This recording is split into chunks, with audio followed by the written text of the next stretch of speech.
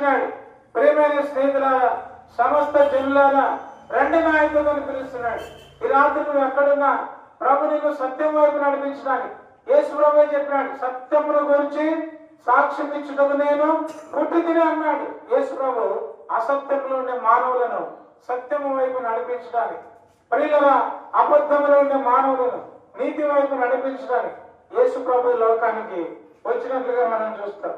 రెండవ అక్షరము H, healing అంటే స్వస్థపరచడానికి వచ్చాడు ఆయన. క్రిస్మస్ లో ఉండే రెండవ మాట ఏంటంటే స్వస్థపరచుట అని అర్థం.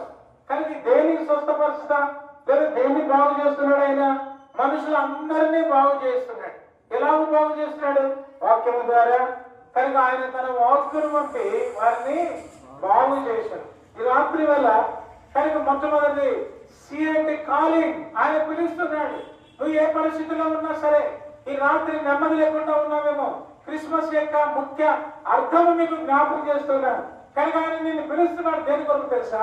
సమాధానం కొరకు పిలుస్తున్నాడు. రెండవది మనం చూసుకోకపోతే హెచ్, హెచ్ అంటే అర్థం ఏంటంటే హీలింగ్, సమాధానం. కనుక స్వస్థత కొరకై నిన్ను పిలుస్తున్నాడు, నిన్ను బాగు చేయడానికి పిలుస్తున్నాడు.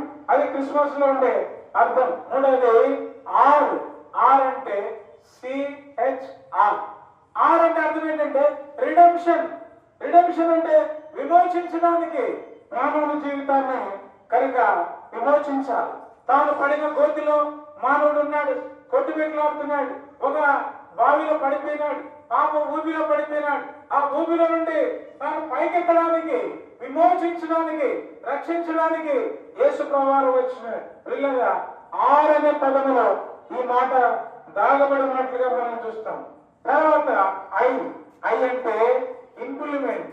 పిల్లలు ఏంటి మన జీవితంలో ఇంపార్టెంట్ అని అర్థం ఏంటంటే రక్షించడానికి, నశించిన దానిని వెలికి రక్షించడానికి మనిషి కుమారుడు ఈ లోకానికి వచ్చి పిల్లగా ఈ సమయంలో.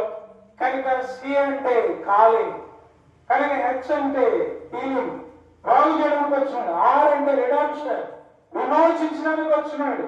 ఐ అంటే ఇంపార్టెంట్, పిల్లగా మన జీవితంలోనికి రక్షణలోనికి నడిపించడానికి వచ్చినాడు.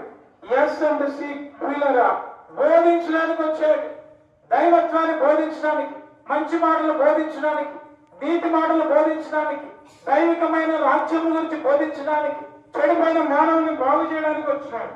అందుకే ప్రియుల దేవుని యొక్క వాక్యం రాయబడింది. మరి మనం వాక్యంలో మనం చూస్తూ వెళ్తే తర్వాత టీచ్, ప్రియుల చూస్తూ వెళ్తే పరిచారం, టీచింగ్. కనుక బోధించ